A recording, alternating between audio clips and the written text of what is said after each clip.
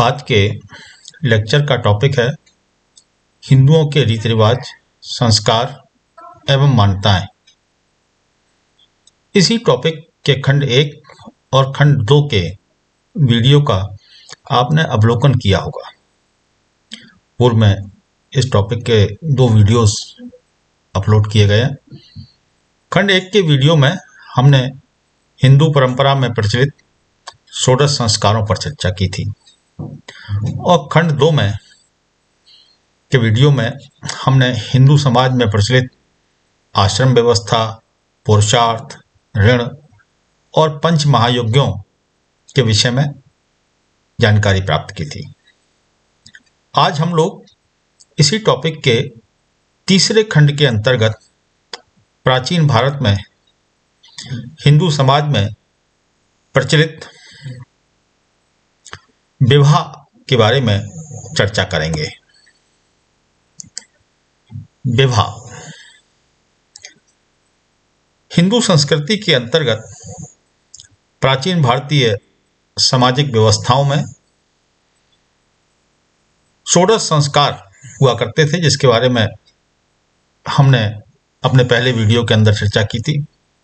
इन षोडश संस्कारों में विवाह एक महत्वपूर्ण और आवश्यक संस्कार है।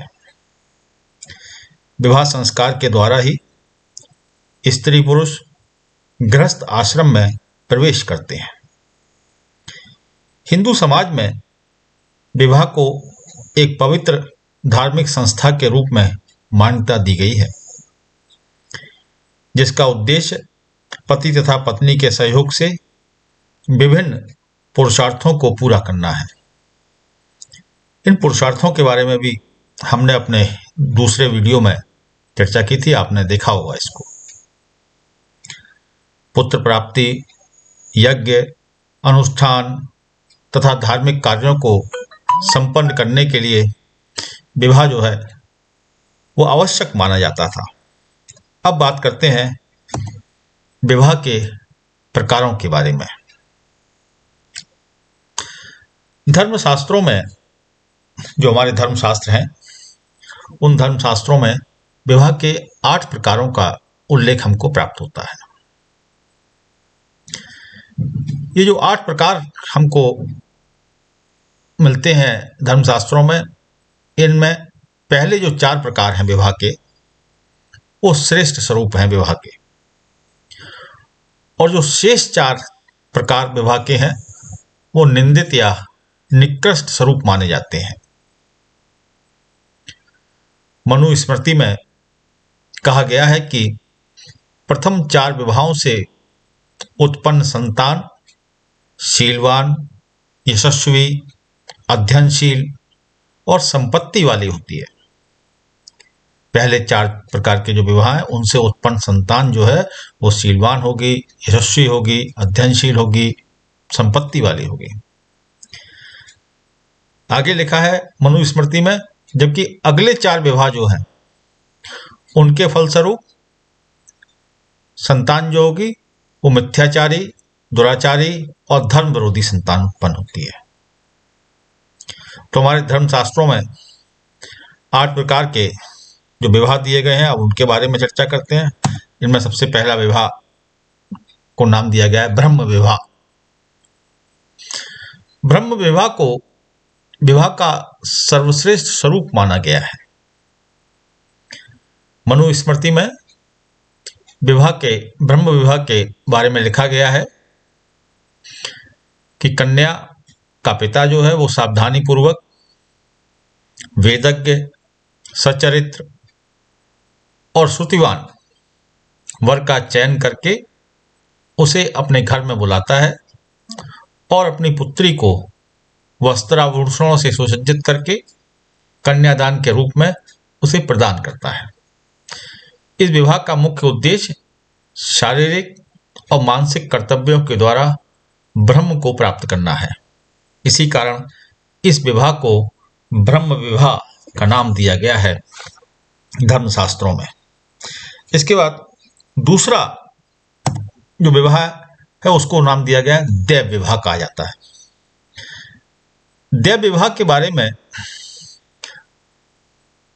मनु स्मृति में लिखा गया है, यज्ञ के समय यज्ञ को उचित प्रकार से संपादित कराने वाले पुरोहित को अलंकारों से सुसज्जित करके जब पिता के द्वारा कन्या दान में दी जाती है, तब इस प्रकार के विवाह को दैव विवाह कहा जाता है। चूंकि जो अनुष्ठान किया जाता है या यज्ञ किया जाता है वो देवताओं के लिए होते हैं, इसलिए इसे दैव विवाह की संज्ञा दी गई है। इसके बाद अगला विवाह आर्ष विवाह कहलाता है। इस विवाह में कन्या का पिता वर को कन्या प्रदान करने के बदले में एक जोड़ा बैल और गाय लेता था। यह विवाह जो था वो पुरोहित और ऋषि परिवारों में प्रचलित था। इसके बाद अगला नंबर आता है प्रजापात्य विवाह। इस विवाह में पिता यह कहकर कि तुम दोनों मिलकर आजीवन धर्म का आचरण करो,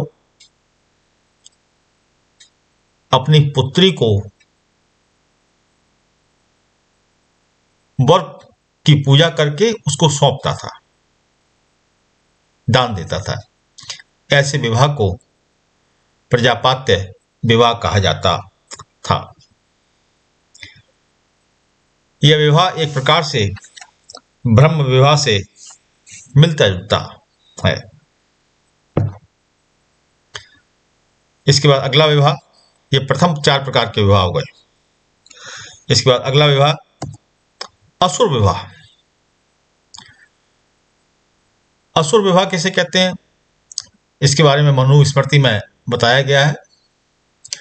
जब विवाह के इच्छुक व्यक्ति कन्या के माता पिता या कन्या को धन देकर विवाह करता है, तो इस प्रकार के विवाह को असुर विवाह कहते हैं। समझ आ गया आपको? विवाह का इच्छुक व्यक्ति कन्या के माता पिता या कन्या को धन देकर कन्या से विवाह करता है, तो इस प्रकार के विवाह को असुर विवाह की संज्ञा दी गई है। यह एक प्रकार से कन्या की बिक्री थी। समाज में इस विवाह को अच्छा नहीं माना जाता था। इसके बाद अगला विवाह गांधर्व विवाह कहा जाता था। मनु स्मृति में इस विवाह के बारे में बताया गया है, गंधर्व विवाह के बारे में लिखा गया है। कन्या व वर की इच्छा होने पर प्रेम के फलस्वरूप संभवतः काम योग से जो वैवाहिक संस्कार होता है उसे गांधर्व विवाह कहते हैं। इस प्रकार के विवाहों में माता पिता की इच्छा व परामर्श का कोई महत्व नहीं, कोई माता पिता की इच्छा और परामर्श का कोई महत्व नहीं होता है। कहने का तात्पर्य है, बिना माता पिता की इच्छा के कन्या और वर जो है वो स्वतः ही विवाह कर लेते हैं। ऐसे विवाह को गांधर्व विवाह कहा जाता था। इसके बाद अगला विवाह राक्षस विवाह कहा गया। इस विवाह में बलपूर्वक कन्या का हरण करके अथवा कन्या का बलपूर्वक उसके पिता और परिवार वालों से छीनकर विवाह किया जाता था। इसे राक्षस विवाह कहा जाता था। कहने का मतलब यह है कि जबरदस्ती उसका अपहरण करके विवाह कर लिया गया या माता पिता या परिवार वालों से छीन करके विवाह कर लिया गया, तो यह राक्षस विवाह कहलाता था। इसके बाद अगला विवाह पिशाच विवाह कहलाता है।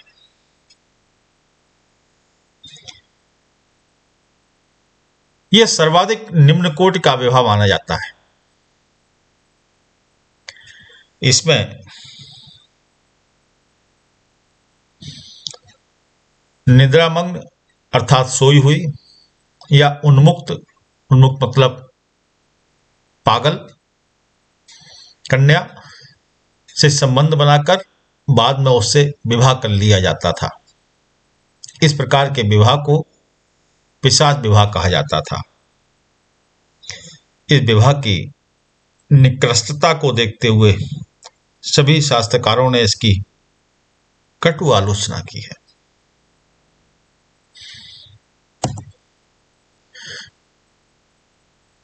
तो इस प्रकार से हम ये देखते हैं कि ब्राह्मणीय नियमों के अनुसार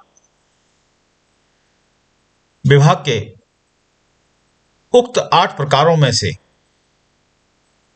जो पहले 4 प्रकार थे अर्थात ब्रह्म विवाह, दैव विवाह, आर्ष विवाह और प्रजापात्य विवाह, इन 4 विवाहों को ही अच्छा माना जाता था ब्राह्मणीय नियमों के अनुसार।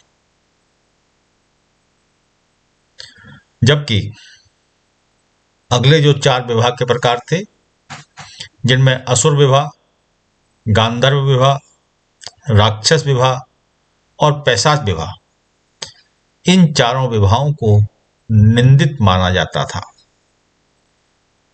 संभवतः